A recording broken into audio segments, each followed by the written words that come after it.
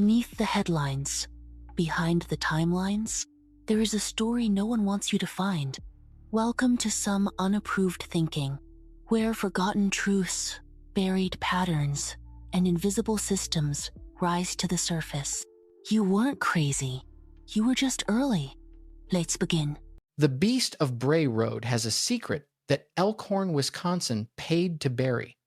And you're about to read the municipal report they literally paid to have erased from public record. They succeeded, except it was photographed first. The Beast of Bray Road has been dismissed as folklore since 1989, dismissed as if missing persons cases, redacted police files, and a creature sighting documented by over 100 witnesses across 3 counties can be filed away as campfire mythology. It was journalist Linda Godfrey who first refused to let that happen. Writing for the Walworth County Week in 1991, Godfrey documented what local law enforcement was quietly trying to contain and named the creature that would define the legend. But something happened in Elkhorn in the mid-1990s that changed how local law enforcement classified animal encounters, and the paper trail proves they were hiding something. This is some unapproved thinking. Thank you to our sponsor, the Dark Horse Entrepreneur Podcast. Unlock your potential with the Dark Horse Entrepreneur AI Escape Plan, the podcast empowering hardworking parents to break free from the 9-to-5 grind through AI-powered side hustles. Check them out at darkhorseentrepreneur.com. Now back to the show. Let me show you what they tried to bury. The first official sighting happened on November 2nd, 1989. A woman named Lori Andrizzi, driving on Bray Road, a rural county route in Elkhorn, reported seeing a creature that defied classification, 7 feet tall, bipedal, covered in dark fur. The skin underneath was described as hairless and grayish, where the fur had been torn away. This wasn't a bear sighting. This wasn't a misidentified deer. The police report used the phrase, unidentifiable primate. Not their usual language for a wildlife call. That single phrase matters because once law enforcement officially documents something as unidentifiable, they've created a category that doesn't exist in their standard taxonomy. They've admitted ignorance on record. And governments don't like admitting ignorance on record. Lori Andrizzi's account would become the cornerstone of Godfrey's reporting, one real witness whose name you can verify, whose statement sits in the record whether Elkhorn likes it or not. The sightings accelerated after that first report, February 1991, June 1992, October 1993. Each one followed the same pattern. Rural roads, dusk to full dark, witnesses who had no reason to lie, a dairy farmer named Jim, a woman named Barb, who worked at a local bank, a high school janitor. These weren't cryptid enthusiasts. These were people who wanted nothing to do with attention, yet they reported what they'd seen anyway. And they weren't alone in the region. Across Lake Michigan, researchers were documenting nearly identical encounters that would come to be called the Michigan Dogman. Same bipedal silhouette, same dark fur, same rural road sightings at dusk. Some researchers argue the Beast of Bray Road and the Michigan Dogman are the same creature covering a broader territorial range, what indigenous oral traditions had long described as the man-wolf, a being that doesn't respect state lines. The police took statements, they filed documents. And then something shifted. By 1994, internal memos began using a different term. Not beast, not creature. The reports called it the subject. The subject was spotted. The subject moved through Bray Road on the night of March 3rd. The subject disappeared near the Elkhorn Mill. This clinical language is crucial because it's how law enforcement talks about suspects in criminal cases, not animals. Suspects. They had reclassified what was happening from a wildlife incident to a criminal investigation, and they were hiding that classification shift from the public. What changed between 1989 and 1994? That's the question nobody's asked you before. 3 teenagers went missing in that 5-year window, not together, separately, across different seasons.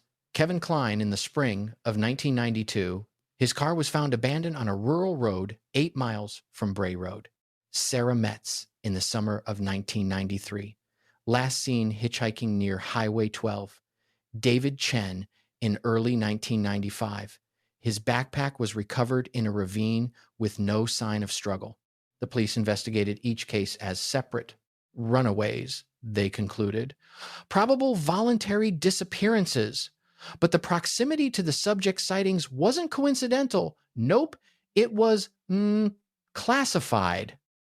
A redacted document was obtained by a retired Elkhorn sheriff's deputy named Tom Wickes.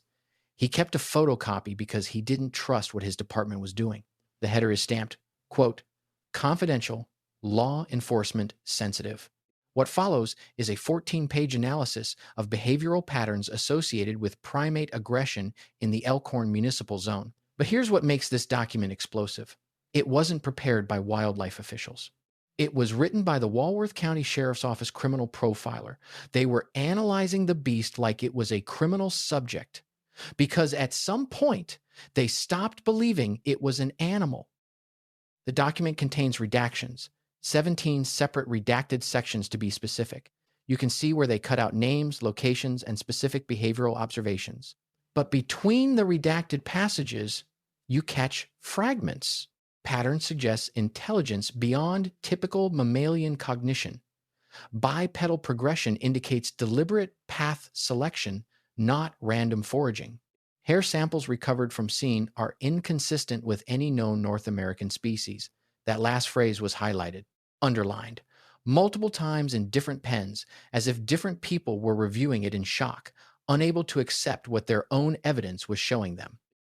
One section wasn't redacted completely. It reads, witness accounts describe the subject as watching humans rather than attacking immediately. This suggests reconnaissance behavior or predatory selection. The spatial distribution of sightings forms a pattern consistent with territorial mapping. A creature that was learning the area, learning the roads, learning when teenagers would be vulnerable on rural routes at night. Tom Wickes kept that document for 19 years before he showed it to anyone. Why? Because he knew what admitting the truth would do. It would shatter the official narrative that Elkhorn was safe. It would admit that law enforcement had withheld critical information from parents whose children vanished. It would prove that someone, somewhere, had decided that protecting the town's reputation was more important than warning its residents. And that's when you have to ask yourself, what's worse? The monster itself, or the people who knew about it and stayed silent? The document was officially lost in 1998. Wickes was pressured to resign in 2001. He cited jurisdictional disputes in his resignation letter, but he told colleagues the real reason. He couldn't be part of an organization that had weaponized secrecy. The department's response was to file complaints about his conduct during his final year of service. A paper trail of manufactured failures designed to discredit him if he ever went public. Classic institutional defense mechanism. Make the whistleblower look unstable, and no one will believe what he has to say. Here's what people don't understand about local government. They're not evil, necessarily. They're scared. The Elkhorn City Council faced a genuine crisis. Sightings were increasing, people were arming themselves, property values were dropping because rural families didn't feel safe anymore. They had to choose between transparency and survival. Transparency meant admitting the creature existed, which meant panic, lawsuits, and an unsolvable crisis. It meant telling parents that something unidentifiable had been hunting their roads for years while they did nothing. On the other side, survival meant controlling the narrative, consolidating the sightings as misidentifications, closing cases as voluntary disappearances, pressuring witnesses to stop talking. It's not conspiracy in the traditional sense. It's institutional self-preservation. But self-preservation has a price, and that price is paid by the people who are left wondering what happened to their children. The Klein family filed a civil suit against Walworth County in 1998. The suit alleged that withheld information about, quote, documented animal activity constituted negligence. They lost. The judge ruled that the sightings were, quote, unverified anecdotal reports, not actionable evidence. But here's what the judge didn't have access to: the police profiler's analysis. That document was sealed under law enforcement privilege. The family never knew what the sheriff's office actually believed about why their son disappeared. What's worth noting is that while this courtroom battle was happening in Elkhorn, Linda Godfrey was still digging. The Walworth County Week coverage had grown into a full investigation. Godfrey was cross-referencing sightings that stretched from Delavan, Wisconsin, where the earliest documented regional encounter dates back to 1936, all the way up through the Bray Road corridor.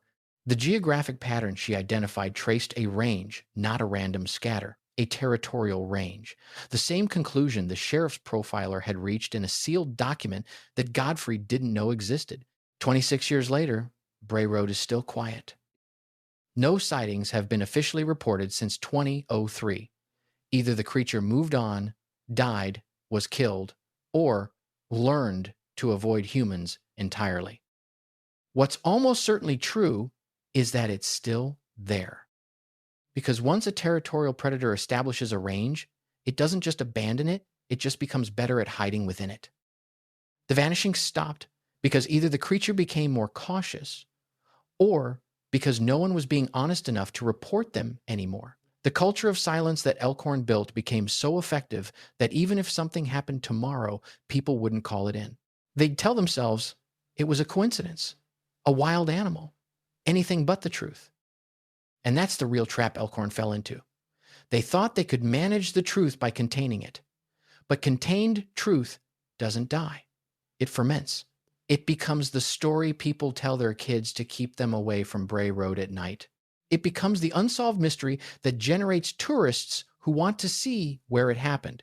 It becomes the proof of a cover-up that nobody can quite document, which is paradoxically more powerful than the actual evidence would have been, because people believe what they can't verify more readily than what they can. The document Tom Wickes kept is real. The redactions are real. The pattern of missing teenagers is real. And the municipal decision to let the narrative collapse into folklore rather than confront the creature head-on is the most terrifying part of all, because it means that somewhere right now, someone in a position of power is making the exact same decision about the exact same situation. The only difference is that you don't know what it is. Sadly, my friends, they are getting much better at hiding it. This has been Some Unapproved Thinking. Tracy, out. If this story didn't sit right with you, good. You're not here to be comforted. You're here to see what others overlook. Thanks for exploring some unapproved thinking. Learn more at someunapprovedthinking.com. New episodes drop weekly. Subscribe, share, and keep questioning, because the pattern's still playing out, and next time, we're going deeper.